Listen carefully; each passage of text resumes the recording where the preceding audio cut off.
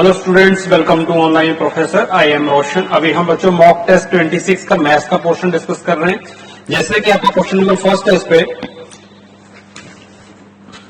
A and B can together do a piece of work in 6 days and A alone can do it in 9 days।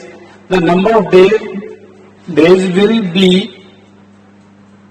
Take to do it alone is. बच्चों हमें दे रखा है, हम कर रहे हैं mock test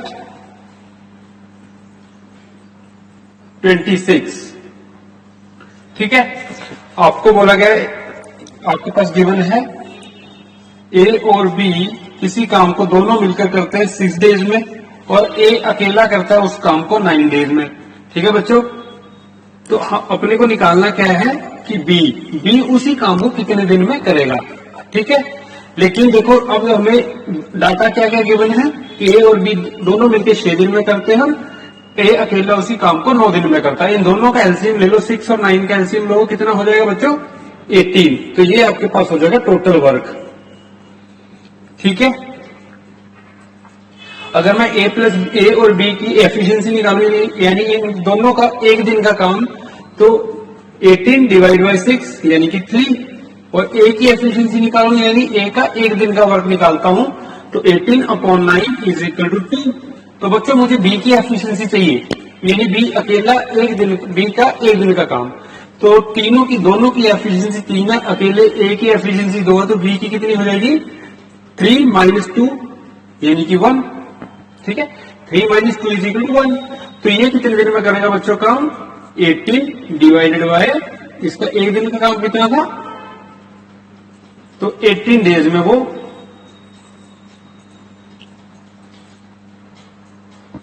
ठीक है, तो उसी काम को बी अकेला कितने दिन में खत्म कर रहा है यहां पे 18 डेज में। नेक्स्ट क्वेश्चन देखते हैं।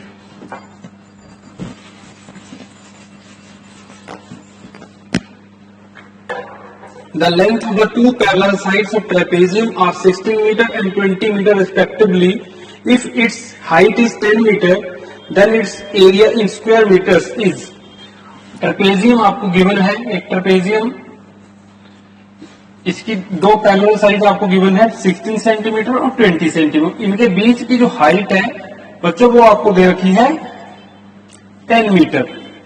तो इसका फॉर्मूला आपको पता है ट्रेपेजियम का, half into parallel of sum of parallel sides into height. ठीक है, half sum of parallel sides का 16 + 20 36, height 10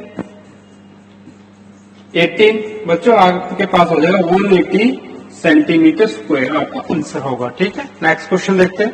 question number 3, a discount series of 15%, 20% and 25% is equal to the single discount. आपको 3 discount दे रखे हैं, आपको इसमें बताना सिंगल डिस्काउंट। ठीक है बच्चों, देखो कोई चीज का मार्केट प्राइस 100 है, उसको selling price discount, first discount उसने कितना दिया बच्चों 15% का। ठीक है, तो सेलिंग प्राइस हो जाएगा 85। देन नेक्स्ट डिस्काउंट कितना दिया 20%।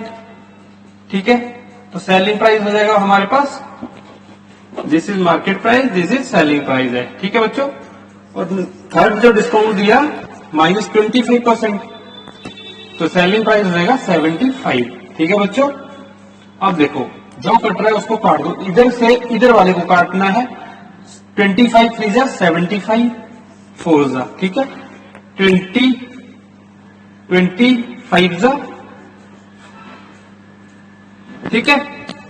तो अब इसको इधर साइड को मल्टीप्लाई करो, ओनली 100 बच रहा है यहाँ पे, इधर बच रहा है 17 जा 51। बच्चों कितनों का डिफरेंस, कितने का डिफरेंस हो रहा है हमारे पास 49। ठीक है, लेकिन 49 हमने निकालना है परसेंटेज में, कितना परसेंट डिस्काउंट उसका सिंगल डिस्काउंट 49 अपॉन कितना है 100 इंटू 100, तो आपका आंसर आ गया 49%। उसका जो सिंगल डिस्काउंट होगा वो होगा 49%। नेक्स्ट क्वेश्चन देखते हैं।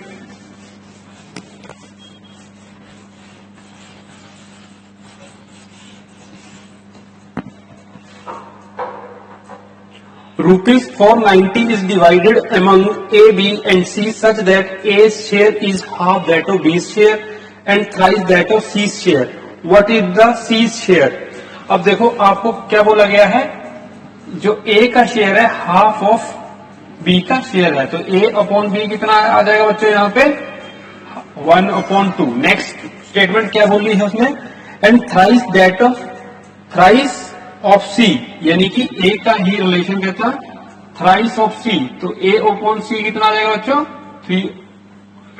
ठीक है, अब मुझे तीनों का रेशो निकालना है A, B एंड C. ठीक है, कैसे निकालोगे 1:2. देखो अब हमारे पास क्या कॉमन है, कॉमन देखो क्या है, A कॉमन है बच्चों, तो A हमें सेंटर में रखना पड़ेगा, यानी कि इसको मुझे ऐसे रखना पड़ेगा A B C कर ले, इसको किसी भी तरह से रख सकते हो, लेकिन जो चीज कॉमन है हमारे पास, देखो A यहाँ पे भी है, A यहाँ पे भी है, तो मुझे क्या रखना पड़ेगा, A को सेंटर में रखना पड़ेगा. तो देखो B, अब B A देखो इसको क्या लिख सकता हूँ बच्चों, B A को B यानी कि 2 1, और A C को क्या लिख सकता हूँ 3 1. ऐसे अब देखो इसको मल्टीप्लाई करना है इसको और इसको, तो B ratio A ratio C आपके पास आ जाएगा 6:3:1. टोटल कितना हो जाएगा बच्चों 6 + 3 + 1 = 10 यूनिट. ठीक है, इसकी वैल्यू आपको दे रखी है 490. ठीक है, आपके पास जो टोटल अमाउंट है वो 490 है. मैं कितने से मल्टीप्लाई करूं इसको कि 490 बन जाए, 49 से. ऐसे बच्चों मुझे यहाँ पे 49 से मल्टीप्लाई करना पड़ेगा, तो हमारा 49 आ जाएगा. यहाँ पे आपसे C की वैल्यू पूछ रखी है कि C का शेयर कितना होगा, तो बच्चों C का शेयर कितना 49 रुपीज. नेक्स्ट क्वेश्चन देखते हैं.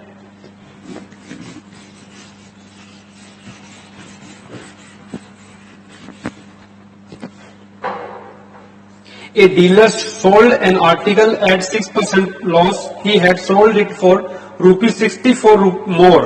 He would have made a profit of 10%. Then the cost of the article is. मानो कि आपके पास पहले CP था 100. ठीक है बच्चों, अब कहता है जब लॉस होता था, लॉस यानी 60%, तो सेलिंग प्राइस कितना हो जाएगा बच्चों, आपका सेलिंग प्राइस हो जाएगा 94, है ना. लेकिन जब कहता है 10% प्रॉफिट पे बेचता है, 10% प्रॉफिट, तो सेलिंग प्राइस कितना हो जाएगा, इसका सेलिंग प्राइस हो जाएगा बच्चों 110. तो इन दोनों में जो डिफरेंस आ रहा है वो आ रहा है 64 रुपीज उसको ज्यादा मिलते हैं. ठीक है, तो फायदा होता है, यानी कि इन दोनों का देखोगे तो कितना हो रहा है 16 यूनिट. ठीक है, 16 यूनिट की वैल्यू आपको दे रखी है 64 रुपीज. तो 1 यूनिट की वैल्यू बच्चों 64/60, यानी कि आपके पास आ गई 4. तो बच्चों आपको निकालनी इसकी वैल्यू, तो 100 की वैल्यू आपके पास आ जाएगी 4 × 100, तो 400 रुपीज. तो जो आपका कॉस्ट प्राइस होगा वो होगा 100 रुपीज. नेक्स्ट क्वेश्चन देखते हैं. बच्चों आपका नेक्स्ट क्वेश्चन है, there are 1400 students in school, 25% of those wear spectacles and 2/7 of those wearing spectacles are boys. How many girls in school wear spectacles. ठीक है, देखो मान लो कि आपके पास टोटल स्टूडेंट है 1400. ठीक है, then 25% of those wear spectacles, 25%. अब इसका 25% निकालोगे बच्चों कितना हो जाएगा, आप देखोगे 1400 × 25, तो आपके पास आ जाएगा 350. ठीक है बच्चों, 350. ये कितना है, बाकी जो बच रहा है देख लो अब 1150. अब इसमें से भी उसने बोला है कि 2/7 आर बॉयज, ये जो वो बच्चे आगे जिन्होंने स्पेक्टेकल्स पहन रखे हैं, तो इसमें भी 2/5 कौन से है, जो बॉयज है. तो 2/5 कितना हो जाएगा इसका 2/7. ठीक है, ऑफ दोज, यानी कि 7 की वैल्यू ये है.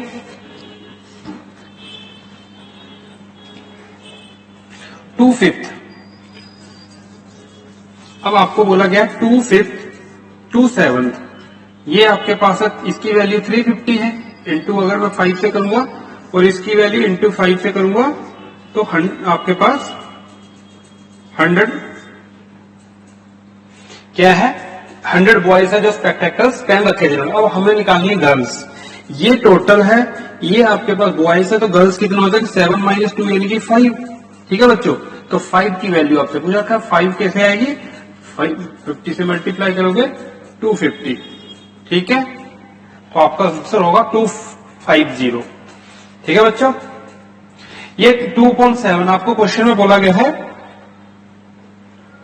Spectacles and 2/7 of those. ये है जो इनकी बात, 2/7 ऑफ दोज यानी कि वो जो 7 है वो 250 है। ठीक है, तो इसीलिए इसको रिलेट करना है। नेक्स्ट क्वेश्चन देखते हैं बच्चों। नेक्स्ट क्वेश्चन है आपका, a man can row upstream at 12 kilometre per hour and downstream at 18 kilometre hour. The man's rowing speed in still water. अब देखोगे अगर ये वाटर की स्पीड है W और ये है B की स्पीड यानी कि अपवर्ड स्पीड। ठीक है, अपवर्ड का मतलब जिस वे में पानी फ्लो कर रहा है, जो बोट है वो उसके अगेंस्ट में चल रही है। ठीक है, तो इसकी कितना दे रखा है हमें, अब स्ट्रीम दे रखा है यानी V minus W is equal to 12 kilometre. और बच्चा दूसरा दे रखा है डाउन स्ट्रीम, अगर ये W है तो बोट की स्पीड भी इसी डायरेक्शन में होगी यानी कि V प्लस W।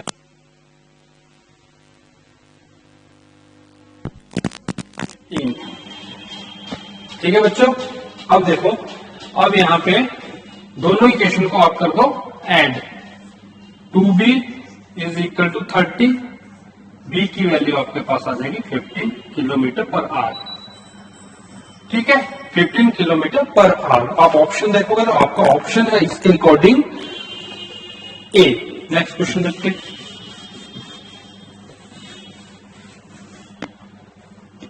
देखो आपके पास है ए बी इज 21 एंड एक आपके पास डाटा है ए प्लस बी का whole square is equal to A minus B का whole square is equal to 25/4। ठीक है, अब आपको निकालना क्या है, फाइंड आउट करना है ए का square plus B square plus 3ab आपको फाइंड आउट करना है। ठीक है बच्चों, अब देखो ए बी की वैल्यू हमने यहां से अज्यूम करते हैं, अगर हिट एंड ट्रायल करते हैं, हिट एंड ट्रायल करने से अगर देखो इसकी वैल्यू क्या क्या रख सकता हूं मैं, 7 इंटू 3 भी रख सकता हूं, है ना बच्चों, और 21 इंटू 1 भी रख सकता हूं। लेकिन कंफ्यूजन होगी कि अब इनमें से अगर ए तो एक ही डाटा आ रहा होता हमारे पास तब तो ठीक था, लेकिन अब है ये भी तो हो सकता है, ए की वैल्यू 21 हो सकती है, बी की वैल्यू 1 हो सकती है ना। तो अब हमने ये देखना है, आप क्योंकि इसको वेरीफाई करना पड़ेगा आगे देखो, क्योंकि अब कंडीशन है कंफ्यूजन वाली, आपको 50% चांस है कि आपको गलती भी हो सकता है। लेकिन अब देखो, अगर मुझे यहां से देखते हैं, अगर यहाँ पे स्क्वायर है, ये यहाँ पे स्क्वायर है, तो इसको हटा लेते हैं, ए प्लस बी अपॉन ए माइनस बी। तो बच्चों इसका रूट करना पड़ेगा ना, तो 5/2 आ जाएगा। ठीक है, अब यहाँ पे क्या करो, apply componendo and dividendo apply कर दो यहाँ पे, तो करोगे A 2a upon 2b is equal to 7/3। अब देखोगे तो a अपॉन b की वैल्यू कितनी आ रही, a की वैल्यू 7 है, b की वैल्यू बच्चों 3 है। ठीक है, आपकी कंडीशन सेटिस्फाई होगी यहाँ पे। अब हम यहाँ पे पुट कर सकते हैं, a की वैल्यू 7 है, 7 का स्क्वायर प्लस 3 का square plus 3 into 21 49 plus 9 plus 63। ठीक है,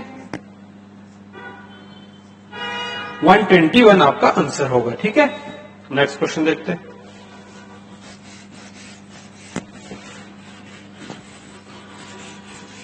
नेक्स्ट क्वेश्चन बच्चों, द वैल्यू ऑफ, सिंपल सा क्वेश्चन है, D S plus T divided by S का होल डी की पावर टी। अब इसको कैसे लिखोगे, डी की पावर एस प्लस टी है ना, डिवाइडेड बाय डी की पावर एस। अब इसको भी आपको ऐसे करना पड़ेगा, डी की पावर टी। अब ऐसे कर लो डी की पावर एस प्लस टी। अब नीचे दोनों नीचे बेस बेस में दोनों का बेस सेम है तो पावर्स क्या हो जाएंगी, ऐड हो जाएंगी, डी एस प्लस टी। बच्चों आपस में कैंसिल आउट, आंसर आ जाएगा आपका 1। ठीक है, नेक्स्ट क्वेश्चन देखते हैं। अब आपके पास possible measures of 3 angles of triangles. Triangle से एंगल्स का सम कितना होता है बच्चों, 180। अब देखना है इसमें ऑप्शन में किन किन किन एंगल्स का जो सम 180 हो रहा है। तो आप देखोगे आपके पास ओनली जो ऑप्शन डी है उनके एंगल्स का सम क्या 180 है, तो आपका आंसर होगा ऑप्शन डी। कर सकते हो, आसान क्वेश्चन है। नेक्स्ट क्वेश्चन देखते हैं इसका। आपका नेक्स्ट क्वेश्चन है B D and C E are two medians of the triangles A D C if E O. आपके पास एक ट्राइंगल है, देखो बच्चों इसमें एक ट्राइंगल दे रखी है, ठीक है। इसके मीडियन, इसका मीडियन और इसका मीडियन यहां से गया है, ठीक है। तो ये आपके पास ए है, B C E D and O, ठीक है। ये 7 दे रखा है आपको। अब आप देखोगे कि मैंने एक जब किसी भी ट्राइंगल्स के मीडियन आपस में मिलते हैं तो ये रेशो किस रेशो में काटता है बच्चों, 2:1 में। इसी मीडियन को किस इसमें काटते हैं, ये 2:1 में। तो ये 2 होगा तो ये भी 1 होगा, ये 2 है तो ये 1 होगा, ठीक है। अब देखो आपके पास ये क्या है, ए की वैल्यू 7 दे रखी है, ठीक है। तो ये 1 में कटेगा, ये 2 में कटेगा, यानी 1 की वैल्यू इज इक्वल टू 7 है तो 2 की वैल्यू कितनी हो जाएगी बच्चों, 2 की वैल्यू नहीं, हमें चाहिए पूरा टोटल। टोटल कितना होता है 2 + 1, यानी 3 की वैल्यू चाहिए। तो 3 की वैल्यू हो जाएगी 7 × 3 = 21, ठीक है। तो आंसर आपका हो जाएगा 21 सेंटीमीटर। नेक्स्ट क्वेश्चन देखते हैं। sec² theta plus tan² theta plus tan² theta is equal to √3। बच्चों आपको फाइंड आउट क्या करना है, 4 थीटा माइनस tan की 4 थीटा, ठीक है बच्चों। आप ये इसकी वैल्यू आपसे पूछ रखा है, इसको क्या लिख सकते हो आप, a² theta minus B, a² minus b² क्या होता है, a + b a minus b।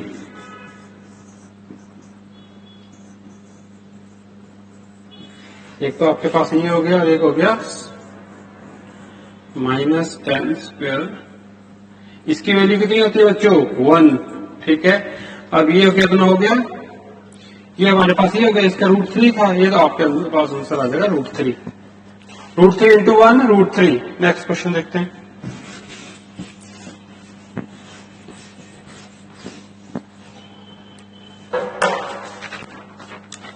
Next question है बच्चों आपका, the greatest perfect square number of 6 digit is. 6 digit का सबसे ग्रेटेस्ट संख्या है, परफेक्ट स्क्वायर देखना है बच्चों सबसे। तो greatest perfect square numbers, greatest number कौन कौन सा हो सकता है बच्चों, 8 9 9 9 9 9 9, ठीक है। हमें नहीं पता कि कौन सा नंबर परफेक्ट स्क्वायर है, हमने ढूंढना है। तो आप क्या करो, पीछे से पेयर बनाना स्टार्ट कर दो, ठीक है। अब आप करोगे तो कितने से इसको उड़ाएंगे, इस काटेंगे, इसके पास पहुंचना है हमने, जो है इससे ऊपर ना लेके इससे जस्ट पीछे वाला होना चाहिए, ठीक है। अगर आप देखोगे 9 का स्क्वायर होता है 80, 10 का स्क्वायर करूंगा 100 हो जाएगा, इससे ऊपर चला जाएगा, हमें जस्ट पीछे वाला लेना, 9 9 = 81, ठीक है बच्चों। कितने बच गए यहाँ पे, 8। तो ये कितना हो जाएगा, 9 9 से किया था मैंने तो 18 हो गया। अब मैं 9 से मल्टीप्लाई करूंगा, 9 यहां से भी करना पड़ेगा, तो बच्चों कितना आ जाएगा, 9 9 मुझे इसका पूरा पेयर नीचे डाल लिया मैंने।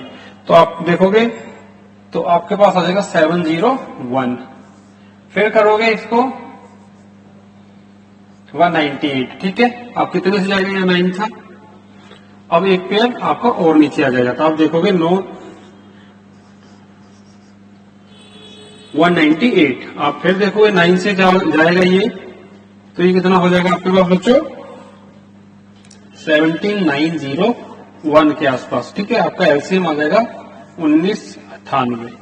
ये जो चीज है आपके पास, जो इसका रिमाइंडर आ रहा है, ये रिमाइंडर आप क्या करोगे, इसमें ऐड कर दोगे, इसमें से माइनस करोगे, ठीक है।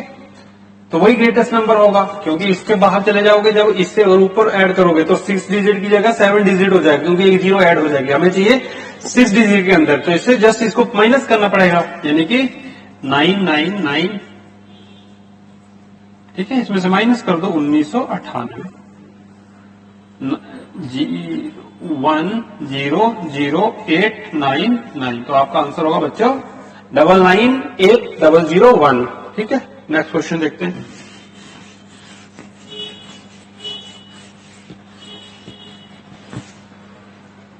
The average height of 30 boys out of class of 50 is 160 centimeter. If the average height of remaining boys is 165, the average height of the whole class. अब बच्चों आपको 30 स्टूडेंट की दे रखी है, 50 में से 30 स्टूडेंट की दे रखी है 160 प्लस रिमेनिंग यानी 20 स्टूडेंट की दे रखी है। टोटल बच्चों आपके पास है 50, है ना। उसमें से 30 की आपको दे रखी है 160 और 20 की आपको दे रखी है 165। टोटल स्टूडेंट आपके पास कितने हैं बच्चों? टोटल 50। इनका जब इसको सॉल्व करोगे तो आपके पास आंसर आ जाएगा, इनकी एवरेज हाइट होगी 162। ठीक है, average height of 162 centimetre. Next question देखते हैं। द गिवन आपके पास आपको गिवन है a minus B is equal to 2 and a cube minus b cube is equal to 26। ठीक है, तो आपको फाइंड आउट क्या करना है, a प्लस बी का होल स्क्वायर। ठीक है बच्चों, अब आप देखो, अगर मैं इसका क्या करूं, स्क्वायर करता हूं, a माइनस बी का whole square is equal to, इधर भी मुझे स्क्वायर करना पड़ेगा, ये कितना हो जाएगा, क्यूब करते हैं क्यूब। ठीक है, क्योंकि यहां पे क्यूब है तो इसलिए मुझे यहां पे क्यूब करने की जरूरत पड़ेगी। तो a का क्यूब माइनस b का cube minus 3ab into a minus b। ठीक है बच्चों, इज इक्वल टू 8। इसकी वैल्यू आपको दे रखी है 26 माइनस 3ab और इसकी वैल्यू आपको दे रखी है 2। ठीक है, इज इक्वल टू 8। तो ab की वैल्यू आपके पास आ जाएगी 26 माइनस 8 अपॉन 6, तो बच्चों आ जाएगा 3। ab की वैल्यू आपके पास आ रही 3, तो आपको निकालना है इसकी वैल्यू, तो कितना हो जाएगा a square plus b square plus 2ab। a square plus b square आपको चाहिए। तो अब देखो आपके पास a और b, a b 3 है और a माइनस b कितना है, 2 है। बच्चों मैं इसमें इसको क्या कर सकता हूं, 3 इंटू 1 कर सकता हूं ना, 3 1 सा, क्योंकि दोनों में मल्टीप्लाई करके आ रहा है ना। तो 3 इंटू 1, 3 1 सा 3, लेकिन 3 में से एक माइनस करूंगा 2 आ जाएगा, यानी कि a की वैल्यू हमारे पास 3 होगी और b की वैल्यू हमारे पास होगी 1। ठीक है, तो यहां पे कर लो 9, a का स्क्वायर एंड 3 का स्क्वायर कर लो 9 प्लस 1 का स्क्वायर 1 प्लस 2 ab, a की वैल्यू कितनी थी, ab हमारे पास 3, 10 प्लस 6, आंसर आ जाएगा बच्चों 16। ठीक है, नेक्स्ट क्वेश्चन देखते हैं।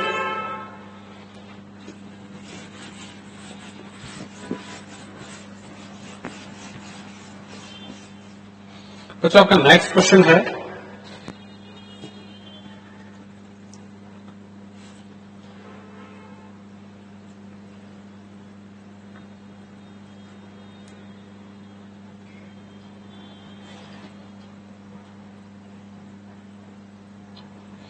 आपके पास x प्लस,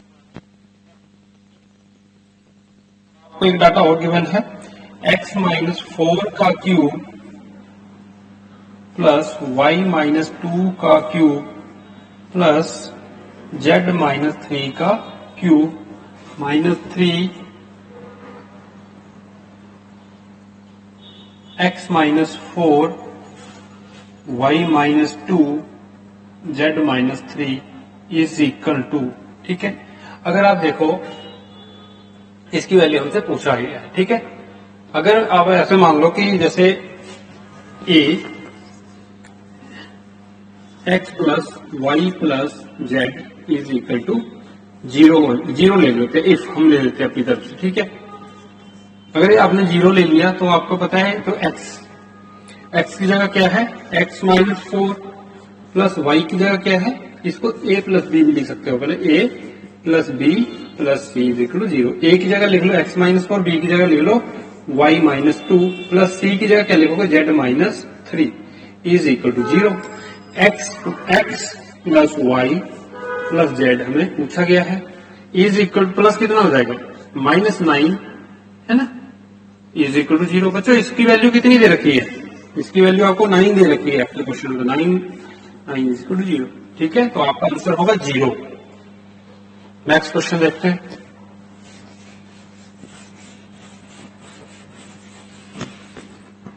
बच्चों आपका नेक्स्ट क्वेश्चन है 3 medians AD, BE and CF of triangle ABC intersect at G। Area of triangle ABC is 36 square centimetre then the area of triangle CGE।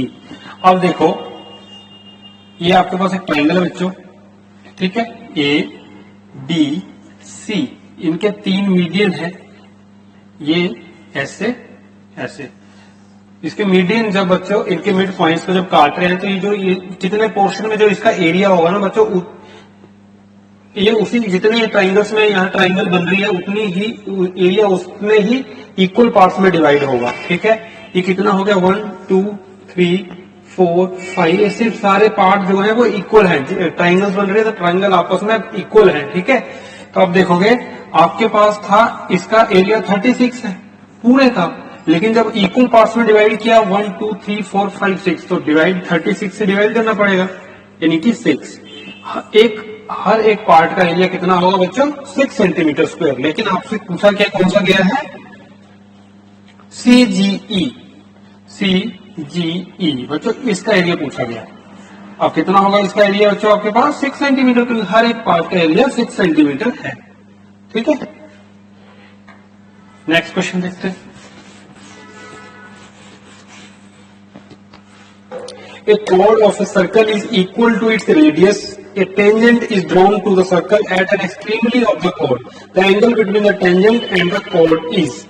अब आपके पास बच्चों क्या बोला गया आपको, chord की जो लेंथ है वो रेडियस के एक बराबर है। ठीक है, अगर ये 6 है तो ये भी 6 होगा, ये भी 6 है, मैंने एज्यूम कर लिया अपनी तरफ से। ठीक है, अब देखो और ये एंगल कितना होगा बच्चों 60 डिग्री होगा, क्योंकि इक्विलेटरल ट्रायंगल में, क्योंकि ये 6 है ये 6 है और कोड की लेंथ भी उसमें रेडियस के बराबर करती है, यानी कि एक इक्विलेटरल ट्रायंगल बन रही है। अब ये 60 होगा तो ये भी 60 होगा, ये भी 60 होगा, क्योंकि इक्विलेटरल ट्रायंगल का हर एक एंगल 60 डिग्री का होता है। अब देखो यहाँ पे उसने बोला एक टेंजेंट ड्रॉ करना है इसके एक्सट्रीम पॉइंट पे। अब मैंने आपको बताया जब हम एक टेंजेंट ड्रॉ करते हैं, ठीक है, एक टेंजेंट ड्रॉ करते हैं जब हम, तो बच्चों सेंटर के साथ उसका जो एंगल बनता है वो बनता है 90 डिग्री का। ठीक है, सेंटर पे। अब ये टोटल तो 90 है, लेकिन इतना हमें 60 डिग्री का हमें ये वाला एंगल पूछ रहा है, तो ये एंगल कितना हो जाएगा बच्चों 90 minus 60 is equal to 30 degree. ठीक है, तो आपका आंसर होगा ऑप्शन ए। नेक्स्ट क्वेश्चन देखते हैं।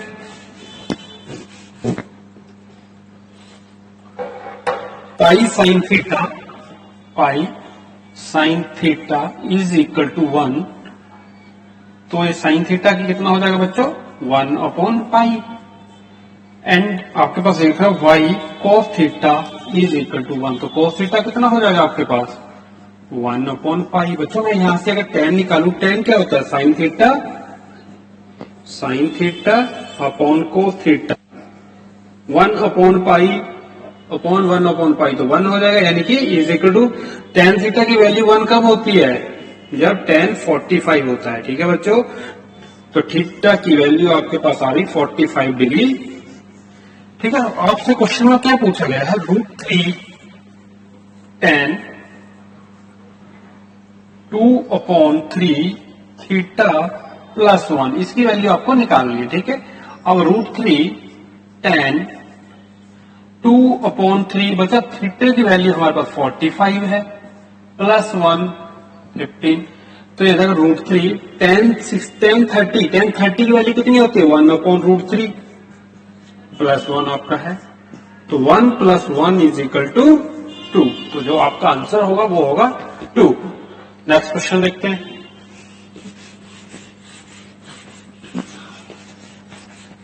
अच्छा, आपका नेक्स्ट क्वेश्चन है the difference between simple interest and compound interest on a sum of money for 3 years at 10% per annum is ₹93. The sum is, तो हमें वो प्रिंसिपल पता करना है। ठीक है, अब देखो इस क्वेश्चन को हमें किस तरह से करना है, आपके पास बच्चों रेट दे रखा है 10%, है ना।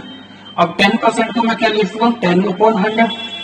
इसको कैंसिल करके मैं 1/10 लिख सकता हूँ। अब बच्चों आपके पास टाइम देखो कितना है, टाइम है आपके पास 3 इयर्स, ठीक है। अब मुझे प्रिंसिपल निकालना है, तो प्रिंसिपल मैं एज्यूम कर रहा हूं, ठीक है। प्रिंसिपल करूंगा, प्रिंसिपल जो बच्चों जो यहाँ पे 10 है, ठीक है, 10 मैंने एज इट इज लिख दिया। स्क्वायर करना है, क्यूब करना है, वो डिपेंड करेगा टाइम पे। अगर टाइम यहाँ पे 3 है तो मुझे यहाँ पे इसका क्यूब करना पड़ेगा। तो प्रिंसिपल कितना आ गया बच्चों आपके पास, 1000। अब देखो, अब 1000 आपके पास यूनिट में है, एज्यूम जो हमने किया, हमारे पास आ गया 1000 यूनिट प्रिंसिपल। अब देखो फर्स्ट ईयर के लिए रेट ऑफ इंटरेस्ट कितना है, रेट है 10, सेकेंड ईयर के लिए भी 10 है, थर्ड ईयर के लिए भी 10 है। तो बच्चे इंटरेस्ट कितना बच जाएगा, बन जाएगा 100 100 100। कंपाउंड इंटरेस्ट, इंटरेस्ट पे भी इंटरेस्ट लगता है, तो सेकेंड ईयर के लिए 1/10 कितना हो जाएगा 10, और यहाँ पे थर्ड ईयर के लिए भी लगेगा 1/10, तो आपका हो जाएगा 10, ठीक है बच्चों। और इस पे भी लगेगा, तो ये भी 10 होगा 1/10, और इस पे भी लगेगा 1/10, तो बच्चों हो जाएगा 1। अब आप देखोगे हम जो है इस अमाउंट को क्या बोलते हैं बच्चों, ये है हमारे पास सिंपल इंटरेस्ट, और जो ये टोटल है सारा, इसको बोलते हैं हम कंपाउंड इंटरेस्ट। अब compound interest minus simple interest, हमारे पास ये बच गया 31 इनका डिफरेंस आ रहा है हमारे पास। 31 यूनिट की वैल्यू कितनी दे रखी है आपके पास, 93 आपके क्वेश्चन में गिवन है, और 1 यूनिट की वैल्यू आपके पास आ जाएगी बच्चों 93/3 = 3, ठीक है। तो अब आपसे ये इसकी वैल्यू पूछ रहा है, तो इसको 3 से मल्टीप्लाई कर दो, 3000। तो बच्चों जो आपका प्रिंसिपल होगा वो होगा 3000, ठीक है। नेक्स्ट क्वेश्चन देखते हैं।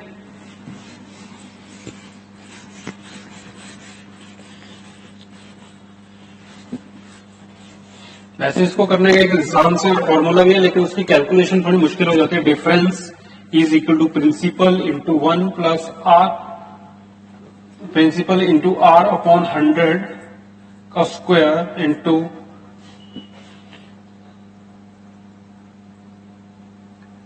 इंटू 300 प्लस आर, कुछ इस तरह का फॉर्मूला बनता है अपॉन 100, ठीक है बच्चों। ये भी इससे भी आप निकाल सकते हैं, लेकिन इसकी कैलकुलेशन आपको टफ पड़ती है, ठीक है, और टाइम लगता है कैलकुलेशन में। नेक्स्ट क्वेश्चन है बच्चों, the angles of elevations of top and bottom of a flag kept on a flag post from 30 metre distance are 40 degree and 30 degree respectively, height of the flag is. अब आपके पास देखो given क्या है,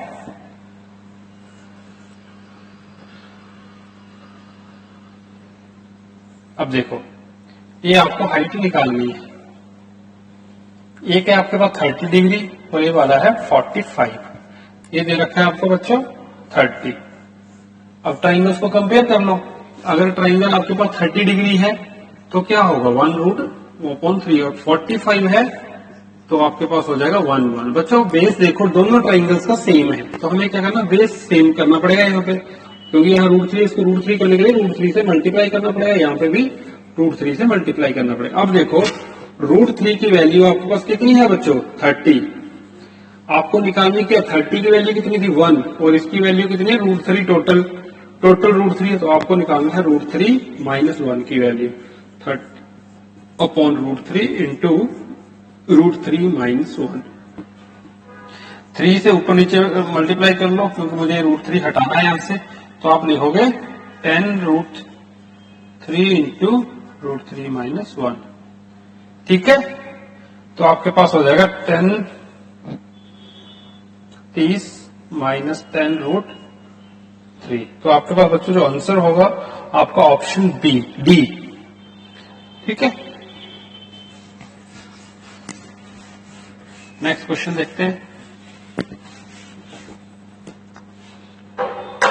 DI का question है, question number 22। The ratio of the number of years in which the foreign exchange reserves are of the average reserves to those in which the reserves are below the average reserves. अब बच्चों इसमें करना क्या है, पहले आप average निकाल लो, जो आपके पास नंबर्स है इनकी एवरेज निकालो, यानी 26, 40 2640 प्लस से सारा आप ऐड करोगे, इनकी एवरेज निकाल लोगे। 2640 प्लस 3720 ऐसे करके जितना भी है सबका सम करके डिवाइड 8 करके आप एवरेज निकालोगे। एवरेज आ जाएगी बच्चों आपके पास 3480। अब यहां से स्टार्ट होता है आपका क्वेश्चन। क्वेश्चन में क्या बोला गया, इस एवरेज से जो बिलो ऊपर है उनका और जो इस एवरेज से नीचे उनका रेशियो निकालना। आप देखोगे इस एवरेज से ऊपर 3 बार है आपके पास, उसके इस एवरेज से नीचे कितना होगा 5, तो आपका जो आंसर है 3/5। नेक्स्ट क्वेश्चन है the foreign exchange reserves in 1996 to 1997 were approximately what percent of the average foreign exchange reserves over the period under the review। अब कहता है, ये तो आपका हो गया। नेक्स्ट क्वेश्चन है 1996 to 1997। बच्चों इसमें देखोगे आपको है 4320 और ओवरऑल जो एवरेज है, एवरेज आपके पास मैंने बताया 3480। ठीक है, अब इसका परसेंटेज निकालना है 4320 अपॉन 3480 इंटू 100, तो आप देखोगे आपके पास आंसर आ जाएगा 124%। नेक्स्ट क्वेश्चन देखते हैं। नेक्स्ट क्वेश्चन है the percentage increase in foreign exchange reserves in 1997 to 1998 over 1993 से 1994। अब देखोगे 1997 से 1998 में है आपके पास 5040 और 1993 टू 1994 के बीच में है आपके पास 2520। अब इनके बीच में डिफरेंस देखो कितना है 2520। अब अच्छा 2520 डिवाइडेड बाय 2520 इंटू 100, तो आपके पास 100% आ जाएगा। ठीक है, लास्ट क्वेश्चन है इसका the ratio of the sum of the foreign exchange during the years 1991 से 1992, 1992 से 1993, 1993 से 1994, इनका सम करो तो आप देखोगे 88 डिवाइडेड बाय इनका सम ना 5 से 1995 से 1996 एंड 1996 टू 1997 एंड 1997 टू 1998, इनका सम करोगे तो ये आ जाएगा 12। बच्चों आपकी जो रेशियो आएगी 37/52। ठीक है बच्चों, आपका मॉक टेस्ट 26 कंप्लीट हो गया है। अगर कोई भी डाउट है आपका वीडियो एक्सप्लेनेशन से रिलेटेड या टेस्ट से रिलेटेड, कोई टाइपिंग एरर है, कुछ आंसर में मिस्टेक्स थी, तो जरूर हमें फीडबैक दो बच्चों। जो हमारी जो टीम काम करे हम उन पे भी प्रेशर बना सके कि अच्छे से काम करना है, अच्छे से जो भी त्रुटि है, जो भी एरर है, उसको हमने यहां से ही क्लियर करके भेजना बच्चों तक। ठीक है बच्चों, और काफी अच्छा रिस्पांस मिल रहा है टेस्ट को लेके बच्चों का। ठीक है बच्चों, कंटिन्यू रखो जब तक आपका सीजीएल टायर 1 नहीं हो जाता, तब तक हमारी कमिटमेंट है आपके, अब तक हम फ्री में टेस्ट पहुंचाने की। तो अच्छे से ईमानदारी से टेस्ट देते रहो। ठीक है, ओके, बाय, थैंक यू।